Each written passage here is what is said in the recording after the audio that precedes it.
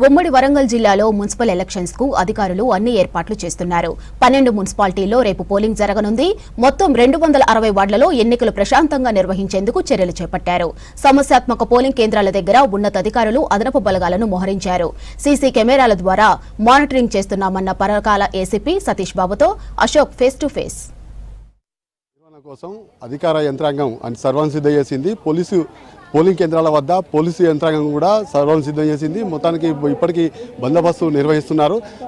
ఉమ్మడి వరంగల్ జిల్లా వ్యాప్తంగా 260 వార్డులలో 525 పోలింగ్ కేంద్రాలు ఏర్పాటు చేశారు. ఆ పోలింగ్ కేంద్రాల వద్ద ఎలాంటి బందోబస్తు నిర్వహిస్తున్నారో తెలుసుకునే ప్రయత్నం చేద్దాం. మనతో మాట్లాడడానికి పరకాల ఏసీపీ సతీష్ బాబు ఉన్నారు. సార్ చెప్పండి, ఈ పోలింగ్ కేంద్రాల వద్ద ఎలాంటి బందోబస్తు నిర్వహిస్తున్నారు? ఈ హనుమకొండ డిస్టిక్లో జరుగుతున్నటువంటి ఏకైక మున్సిపాలిటీ పరకాల. ఈ పరకాల ఎలక్షన్కి సంబంధించి మేము బందోబస్తు అనేది ఎప్పుడు కూడా 3 ఫేజెస్లో చేస్తాము. ప్రీ పోల్ బందోబస్తు, డ్యూరింగ్ పోల్ బందోబస్తు, ఆఫ్టర్ పోల్ బందోబస్తు అని 3 దాని కింద మేము డివైడ్ చేసుకుంటాము.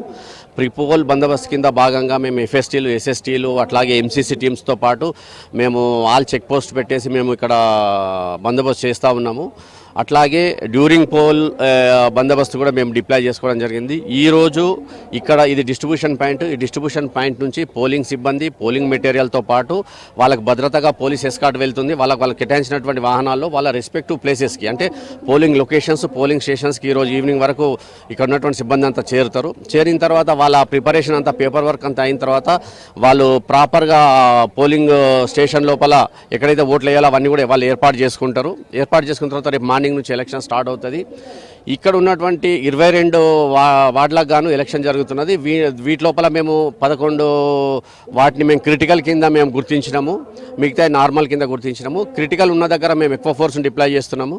నార్మల్ వాటి దగ్గర వాటికి ప్రపోర్షనేట్గా ఫోర్స్ని డిప్లాయ్ చేస్తూ ఉన్నాము. అట్లాగే డ్యూరింగ్ ఎలక్షన్స్లో మాకు రూట్ మొబైల్స్ ఉన్నవి, స్టాటిక్ టీమ్స్ ఉన్నవి. అట్లాగే హెడ్ క్వార్టర్స్ నుంచి సిపి గారు పంపించినటువంటి మాకు స్పెషల్ స్ట్రైకింగ్ ఫోర్సెస్ ఉన్నవి. దానికి ఏసీపీ నాగయ్య గారు ఆధ్వర్యం లోపల డిస్ట్రిక్ట్ నుంచి స్పెషల్ స్ట్రైకింగ్ ఫోర్స్ వచ్చింది. ఎక్కడైనా ఏదైనా అంటువర్డ్ ఇన్సిడెంట్ కనుక జరిగినట్టయితే ఇమీడియట్గా రష్ అవ్వడానికి మాకు ఆ మెకానిజం ఉంది, ఆ ప్రిపరేషన్ ఉంది. ఎక్కడ కూడా ఏం జరగకుండా మేము చూసుకోవడానికి మేమంతా సిద్ధంగా ఉన్నాం. పొలిటికల్ అభ్యర్థులు కొందరు లోపలికి వెళ్ళడానికి ప్రయత్నం చేస్తే ఏమైనా అడ్డుకునే అవకాశం ఉందా? వీటికి సంబంధించి అక్కడ ఎవరైతే రిటర్నింగ్ ఆఫీసర్స్ ఉంటారో, ఎలక్షన్కి సంబంధించినటువంటి కమిషనర్ గారు కానీ వాళ్ళకు కొన్ని రూల్స్ అన్నీ ఉన్నవి.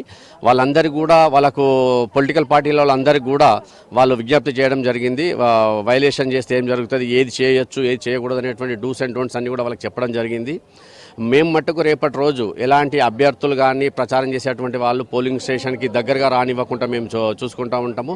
ఎలాంటి వైలేషన్ చేసినప్పటికీ కూడా వాటి మీద ఎలక్టోరల్ కేసెస్, అంటే ఎలక్షన్ వైలేషన్ కేసెస్ పెట్టడం జరుగుతుంది.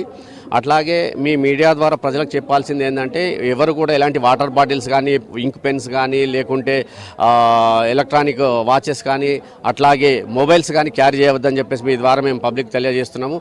ఎందుకంటే మొబైల్స్ డిపాజిట్ చేసుకోవడానికి అక్కడ ఎటువంటి డిపాజిట్ పాయింట్ లేదు, అక్కడ ఎటువంటి డిపాజిట్ చేసుకోరు. కాబట్టి ఒకవేళ అక్కడ కనుక మేము కనుక మొబైల్స్ సీజ్ చేస్తే ఎలక్షన్ తర్వాత తీసుకోవాల్సి వస్తుంది. కాబట్టి వాళ్ళు మొబైల్స్ క్యారీ చేద్దని మీ ద్వారా తెలియజేస్తున్నాము.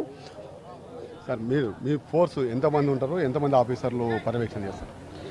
మేము ఈ పరకాల మున్సిపాలిటీ ఎలక్షన్లో మా గౌరవనీయులు సిపి గారి ఆదేశాల ప్రకారం స్పెషల్ స్ట్రైకింగ్ ఫోర్స్ తీసుకురావడం జరిగింది. మా కంట్రోల్లో దాదాపు ఒక 30 మెంబర్స్ ఉంటారు. వాళ్ళ ద్వారా ఎక్కడైనా అవాంఛనీయ సంఘటనలు జరిగితే మేము రష్ అయిపోయి వాటిని ఎలాంటి అల్లర్లు జరగకుండా క్లియర్ చేయడానికి మా ఫోర్స్ ఉంటుంది. సార్, ఇప్పటివరకు ఏమైనా పోలింగ్ కేంద్రాలు సమస్యాత్మకంగా ఏమైనా గుర్తించారా? ఆల్రెడీ ఇక్కడ లోకల్ పోలీస్ వాళ్ళు అవి గుర్తించినారు. ఆ సమస్యాత్మక పోలింగ్ కేంద్రాలు ఉంటే అవి కూడా మా నోటీసులో ఉన్నాయి. ఏమైనా ఇష్యూస్ అయితే వెళ్ళి మేము క్లియర్ చేస్తాం. Thank you sir. ఇది పరిస్థితి. మొత్తానికి ఎక్కడికక్కడ పోలింగ్ కేంద్రాల వద్ద పర్యవేక్షణ చేస్తున్నాం. పర్యవేక్షణలో ఎలాంటి అవాంఛనీయ సంఘటనలు జరగకుండా గట్టి బందోబస్తు నిర్వహిస్తాం. ఎప్పటికప్పుడు పోలింగ్ కేంద్రాల వద్ద పర్యవేక్షణ చేస్తామని పోలీసు అధికారులు చెప్తున్నారు. వీడియో రాజుతో అశోక్, విజిక్ న్యూస్, పరకాల నుంచి.